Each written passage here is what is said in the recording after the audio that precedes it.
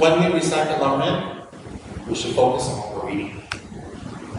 And we should recite at a volume that we can hear ourselves. It's very important to hear, because by hearing it, you plant imprints in your mind. By hearing it, you plant the words of an enlightened being in your mind. Let me explain this part. When you plant visually, verbally, or by thought, an imprint in your mind, it is exactly as in the English word, imprint. It is imprinted into you. When that imprint is in you, it takes a future trigger to open.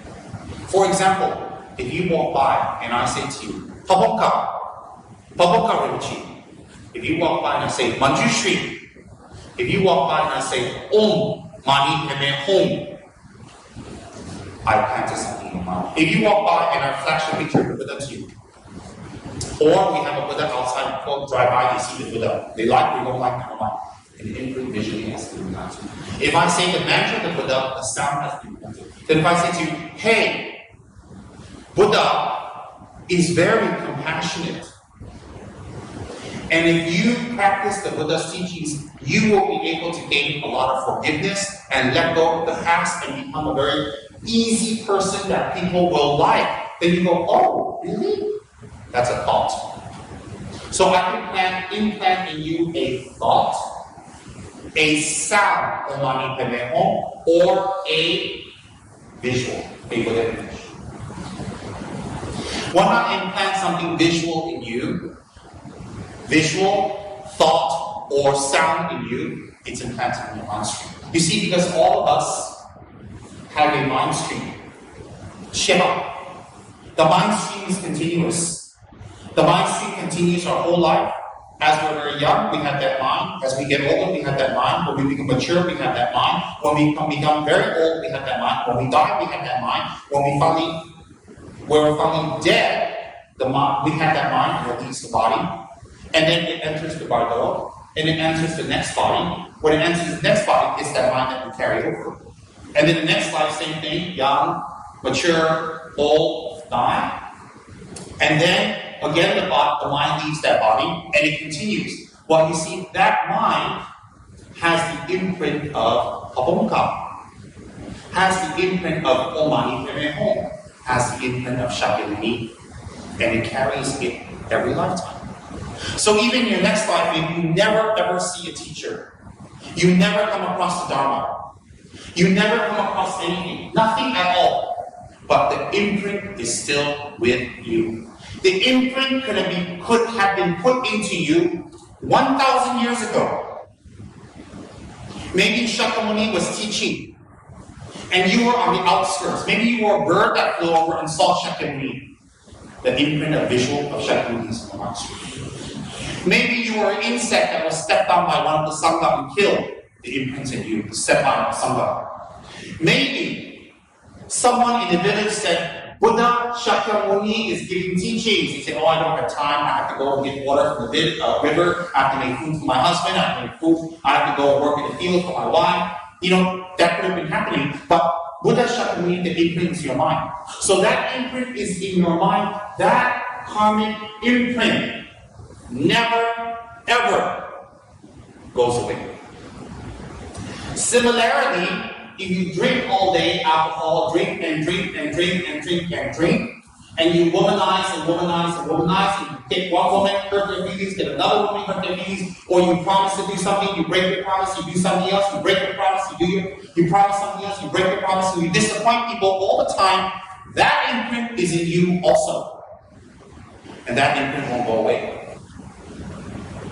So whatever you are experiencing and feeling now, do you find it difficult to commit? Do you find it difficult to practice? Do you find it difficult to understand? Do you find it difficult to comprehend? Whatever difficulties you are having is an opening of an imprint from a previous time. So if you're still making imprints now, you don't want to imprint yourself with more negative things. Why? Because if you're always breaking your promise, always disappointing people, you imprint that in imprint that and you make it stronger and stronger. So you can have 500 imprints of breaking promises in you. Then the next time someone asks you to do something and you want to, and you know it's good and it's for a good cause and you can do it, somehow along the way, you don't give up. You give up. You say, oh, I'm sorry, I just can't do it. And you can cry and feel guilty. What is that? That's one of your imprints opening up. And the trigger was someone asked you to do it and you like it. Does everybody understand that? So what happens is, the horrible thing is, you keep making more imprints with the previous imprint. So when the imprint opens, it makes you react a certain way that you have done in the past. And then when you react that way like you did in the past, you create another imprint to act like that again in the future. It's a vicious cycle. That's called samsara. That's called cyclic existence. C-Y-C-L-I-C. Cyclic existence. Cyclic existence is external and internal. That's the internal cyclic existence. That's the internal real life. So therefore, if you're used to not accomplishing anything, taking money, living easy, getting angry, telling people off, every time you tell someone off, every time you make excuses for your failure, every time you don't accomplish something, you put more imprints to do the same in the future. Where did that come from? From the past. So that's why you see people who are chronic failures, chronic excuse makers, chronic laziness, chronic, and they're very skillful, eloquent on telling you why they cannot or will not or could not do it. Are they bad people? They're not bad people, but they will become bad people. Why? Who will respect a person who never keeps their promises? They're not a bad person, but they will be.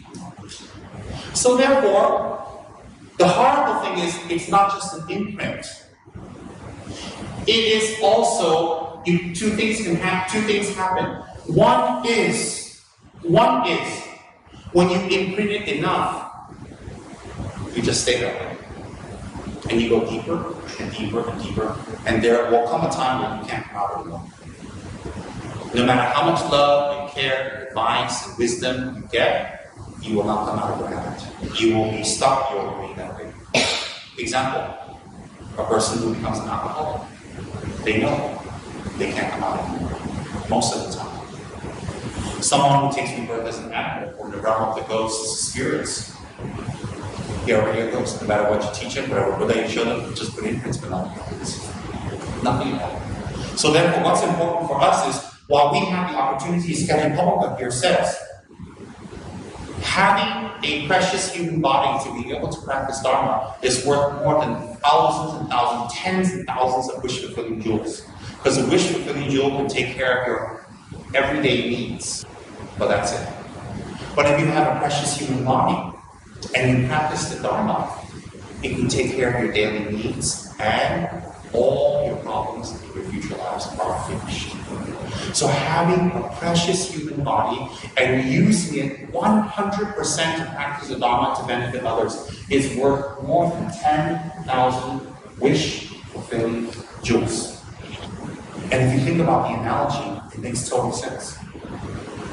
It makes total sense. Therefore, what we want to do is when we recite the Dhamma, we're imprinting Buddha's teachings of the life from A to Z.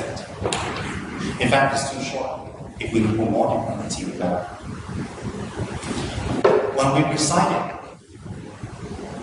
and we sit straight, and we're disciplined, and we're respectful, we're creating discipline, respect, and faith towards something very holy. So you're not dressing in full length, in pants, and covering yourself because you're afraid other people will be offended. It's more respect towards something very high. So if you wear shorts and read the Dhamma, is it bad karma? No. But you see, you're letting your mind say, well, let me make myself totally comfortable. What's Dharma practicing? What's spiritual practicing? If you just don't change anything about yourself.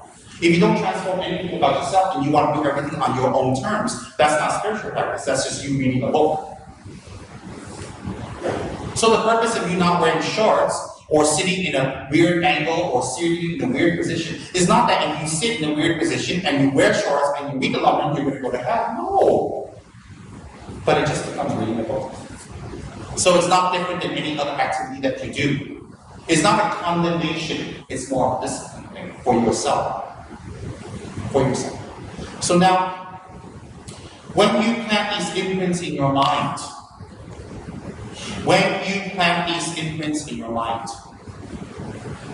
they remain in your mind until they overcome. So what we call in Tibetan imprints is bacha. Bacha.